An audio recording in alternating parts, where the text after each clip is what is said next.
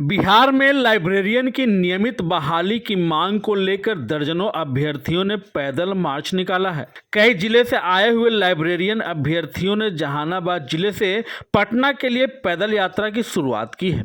Librarian अभ्यर्थी पैदल मार्च करते हुए पटना जाएंगे, जहां वे सभी लोग मुख्यमंत्री को अपनी मांगों से संबंधित ज्ञापन सौंपेंगे।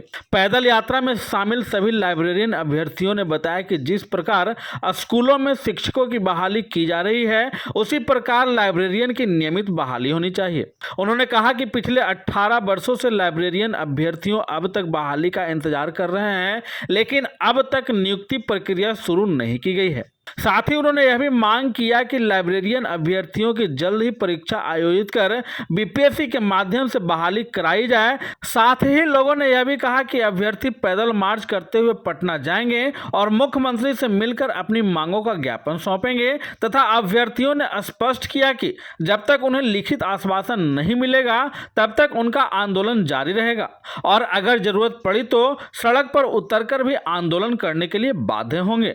इस पैदल यात्रा के माध्यम से अभ्यर्थियों ने क्या कुछ कहा है, आइए सुनते हैं।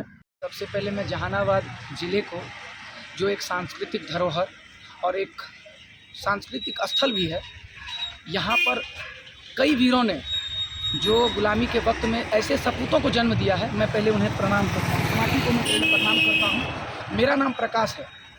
हम पुस्तकालय अभ्यर्थी 18 वर्षों से बिहार सरकार के द्वारा पुस्तकालय अधिनियम एक्ट 2008 जो जारी कर दिया गया और बना दिया गया भी है, उसके बावजूद भी हम लोग को 2008 के बाद से बिहार पुस्तकालय अभ्यर्थी के लिए कोई भी वैकेंसी जारी नहीं की गई है। सरकार से हम लोग सतत प्रयास, आंदोलन, हर तरफ से प्रयास करके थक चुके हैं, लेकिन एक हर बार क्या मिलता है हम लोग को? एक ही चीज़, आश्वासन।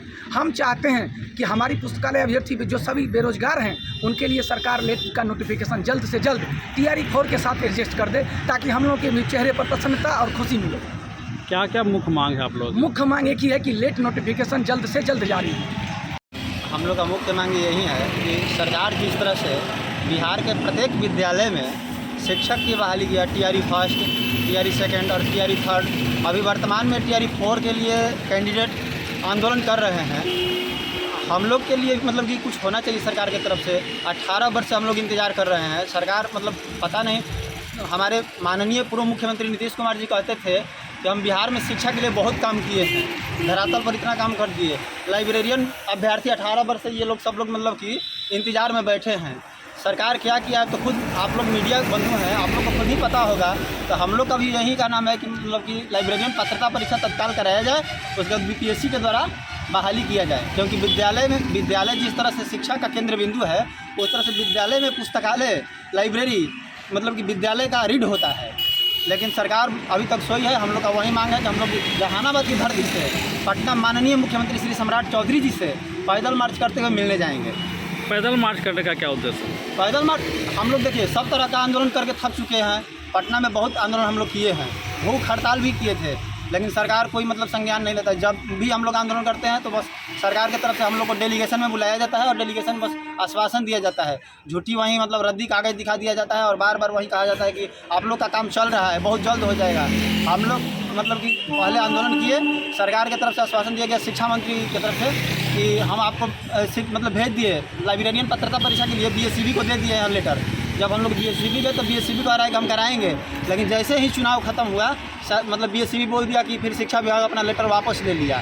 ये गोल जो सरकार और BSCB खेल रहे हैं हम लोग तरफ, अब वो नहीं चलने वाला है। हम लोग मतलब यहाँ से पैदल जाएंगे और मुख्यमंत्री से मिलेंगे।